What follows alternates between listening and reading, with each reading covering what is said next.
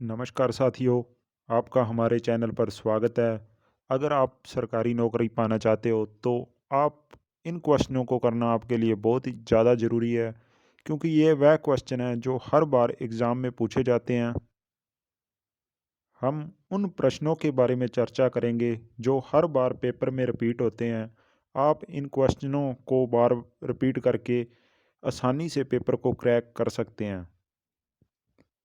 हम आपको बहुत अच्छा स्टडी मटेरियल प्रोवाइड करवाएंगे, जिससे आप आसानी से कोई भी पेपर क्रैक कर सकते हो। हमारा पहला प्रश्न है, भारत का प्रथम समाचार पत्र द बंगाल गजट का प्रकाशन जेम्स हिक्की ने कब किया था? जो भारत का प्रथम समाचार पत्र था, उसका नाम द बंगाल गजट था। इसका प्रकाशन जेम्स हिक्की ने किया था। इसका प्रकाशन कब हुआ था? इसमें 4 ऑप्शन नीचे दी हुई हैं: 1826, 1829, 1854 और 1780। आप बता सकते हैं कि द बंगाल गज़ट का प्रकाशन कब हुआ था? नीचे जो भी ऑप्शन दिए हुए हैं वह सभी इम्पोर्टेंट हैं, क्योंकि उनसे भी काफ़ी अच्छे क्वेश्चन बनते हैं। इन ऑप्शनों के बारे में भी हम चर्चा करेंगे। जो द बंगाल गज़ट है, जिसका प्रकाशन जेम्स हिक्की ने किया था, उसका जो राइट आंसर होगा, उसका आंसर 1780 होगा। जेम्स हिक्की ने 1780 ईस्वी में द बंगाल गज़ट का प्रकाशन किया था। आगे हम दूसरे ऑप्शनों के बारे में भी चर्चा करते हैं। हिंदी का जो प्रथम समाचार पत्र था, जो हिंदी में था, प्रथम समाचार पत्र उदंत मार्तंड था। यह 1826 ईस्वी में कलकत्ता से प्रकाशित हुआ था। यह 1826 ईस्वी में कलकत्ता से प्रकाशित हुआ था और इसके जो संपादक थे वो जुगल किशोर थे। यह समाचार पत्र, इसका नाम उदंत मार्तंड, 1826 में कलकत्ता से प्रकाशित हुआ और इसके जो संपादक थे वो जुगल किशोर थे। जब हम भारतीय इतिहास पढ़ते हैं तो राजा राम मोहन राय का भी नाम आता है। राजा राम मोहन राय की भारत को अच्छी देन है। इन्होंने भी एक समाचार पत्र प्रकाशित किया था जिसका नाम बंगतूत था। यह 1829 ईस्वी में प्रकाशित हुआ था। हिंदी का जो प्रथम दैनिक समाचार पत्र था, वो समाचार सुधा वर्षन था। यह 1854 ईस्वी में प्रकाशित हुआ। यह दैनिक समाचार पत्र था, डेली बेस पर यह छपता था। यह भारत का प्रथम जो दैनिक समाचार पत्र था, समाचार सुधा वर्षन था। 1854 में यह प्रकाशित हुआ। हम आपको अच्छे क्वेश्चनों का अच्छा लेवल प्रोवाइड करवाने की कोशिश करेंगे, जो एग्ज़ाम में हर बार पूछे जाते हैं, ताकि आप एग्ज़ाम को आसानी से क्रैक कर सकें। हमारा जो अगला नेक्स्ट क्वेश्चन है, उसमें यह क्वेश्चन भी हर बार पेपर में रिपीट होता है। भारत में रेलवे का जनक किसे माना जाता है? इसमें चारों ही जो 4 ऑप्शन दिए हुए हैं, ये चारों ही ऑप्शन बहुत ज़्यादा इम्पोर्टेंट हैं, क्योंकि इन जो ऑप्शनों से हर बार कोई ना कोई क्वेश्चन एग्ज़ाम में ज़रूर बनता है। भारत में रेलवे का जनक, इसमें जो सही आंसर होगा तो वो लॉर्ड डलहौजी होगा। लॉर्ड डलहौजी को भारत में रेलवे का जनक माना जाता है। लॉर्ड कर्जन है जो 1905 में जब बंगाल का विभाजन हुआ था, तो उस समय जो गवर्नर जनरल थे, तो उस समय लॉर्ड कर्जन गवर्नर जनरल थे। अब हम चार्ल्स मेटकफ के बारे में बात करते हैं। जो चार्ल्स मेटकफ है, इसे भारतीय प्रेस का मुक्तिदाता माना जाता है। जब अखबारें छपती थी तो उनको इतनी आज़ादी नहीं थी कि वो अपनी मर्जी से कुछ भी छाप सकें, तो चार्ल्स मेटकफ ने उन्हें आज़ादी प्रदान की थी। इसलिए चार्ल्स मेटकफ को भारतीय प्रेस का मुक्तिदाता कहा जाता है। लॉर्ड डलहौजी को भारत में रेलवे का जनक माना जाता है। इन्होंने 1853 ईस्वी में मुंबई से ठाणे के बीच में जो प्रथम रेल चली थी, उस समय लॉर्ड डलहौजी भारत के गवर्नर जनरल थे। लॉर्ड माउंटबेटन भारत में अंतिम गवर्नर जनरल थे जब भारत को आज़ादी मिली थी 15 अगस्त 1947 को। बंगाल विभाजन 1905 में लॉर्ड कर्जन के समय में हुआ था। उस समय भारत के जो गवर्नर जनरल थे लॉर्ड कर्जन थे। चार्ल्स मेटकाफ को भारतीय प्रेस का मुक्तिदाता माना जाता है। लॉर्ड डलहौजी को भारतीय रेलवे का जनक माना जाता है। यह आप पीछे पढ़ चुके हैं। लॉर्ड डलहौजी के समय 1853 में मुंबई से ठाणे के बीच में प्रथम रेल चलाई गई थी। और भारत के अंतिम जो गवर्नर जनरल थे वो लॉर्ड माउंटबेटन थे। यह जो क्वेश्चन है यह हर बार पेपर में रिपीट होता है कि भारत का प्रथम गवर्नर जनरल कौन था।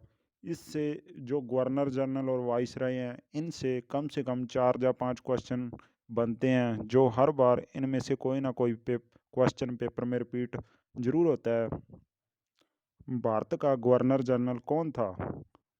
ए ऑप्शन में लॉर्ड विलियम बेंटिक, बी में Lord Canning, C Warren Hastings, D Lord Cornwallis.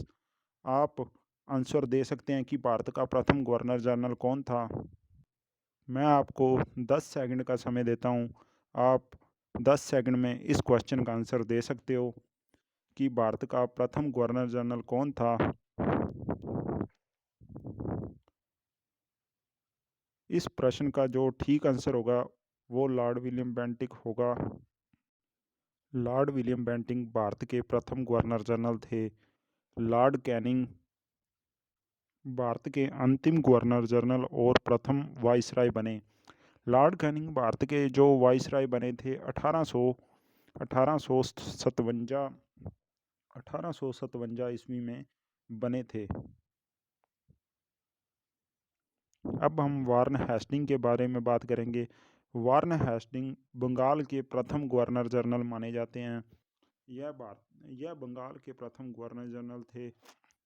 Lord Cornwallis 1793 ईस्वी में इन्होंने स्थायी बंदोबस्त चलाया था। वार्न हेस्टिंग बंगाल के प्रथम गवर्नर जनरल थे। लॉर्ड कॉर्नवालिस ने 1793 ईस्वी में स्थायी बंदोबस्त पद्धति लागू की। यह क्वेश्चन पेपर में बहुत ज़्यादा बार रिपीट किया जाता है कि स्थायी बंदोबस्त किसने चलाया था, तो इसका आंसर लॉर्ड कॉर्नवालिस होगा। 1793 ईस्वी में स्थायी बंदोबस्त की पद्धति लागू की। लॉर्ड विलियम बेंटिक 1833 में भारत के गवर्नर जनरल बने और लॉर्ड कैनिंग भारत के अंतिम गवर्नर जनरल और प्रथम वाइसराय थे।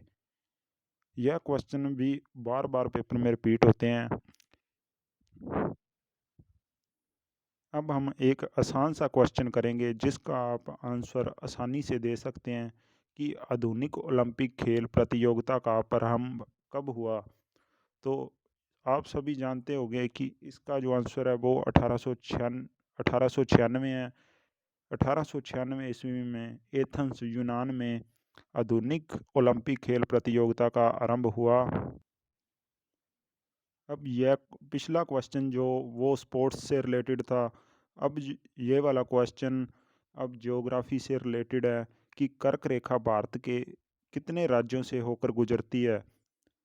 तो ये तो आप सभी जानते ही होंगे कि कर्क रेखा है जो भारत के बीचों बीच होकर गुजरती है और यह भारत के 8 राज्यों से होकर गुजरती है। वह कौन कौन से जो राज्य हैं वह आप देख लीजिए। राजस्थान, गुजरात, मध्य प्रदेश, छत्तीसगढ़, झारखंड, पश्चिम बंगाल, त्रिपुरा और मिजोरम। इन 8 राज्यों से होकर कर्क रेखा गुजरती है। इसके अलावा कर्क रेखा, मकर रेखा, भूमध्य रेखा, यह क्वेश्चन भी बार बार आता है कि ये तीनों रेखाएं किस देश में से होकर गुजरती हैं। तो इसका आंसर साउथ अफ्रीका होगा। साउथ अफ्रीका से यह तीनों जो रेखाएं हैं वह गुजरती हैं। तीनों रेखाएं साउथ अफ्रीका के बीच में से होकर गुजरती हैं। South Africa. हमारा हमारा जो अगला प्रश्न है, भारत और पाकिस्तान के बीच में कौन सी रेखा है। यह क्वेश्चन पेपर में बहुत बार आता है कि कौन से देश के बीच में कौन कौन सी रेखाएं हैं। जो जैसे भारत और पाकिस्तान के बीच में जो बॉर्डर है उस रेखा का क्या नाम है। यह क्वेश्चन बहुत बार रिपीट होता है। भारत और पाकिस्तान के बीच में कौन सी रेखा है? मैकमोहन रेखा है, रेडक्लिफ रेखा है, डुरंड रेखा है या मेन रहीम रेखा है? आप बता सकते हैं कि भारत और पाकिस्तान के बीच में कौन सी रेखा है? इसका जो सही आंसर है वो रेडक्लिफ रेखा है। रेडक्लिफ रेखा भारत और पाकिस्तान के बीच में है। जो मैकमोहन रेखा है वो वह भारत और चीन के बीच में है। रेडक्लिफ रेखा भारत और पाकिस्तान के बीच में है। मैकमोहन रेखा भारत और चीन के बीच में। रेडक्लिफ रेखा है भारत और पाकिस्तान के बीच में। जो डुरंड रेखा है वो भारत और अफगानिस्तान के बीच में है।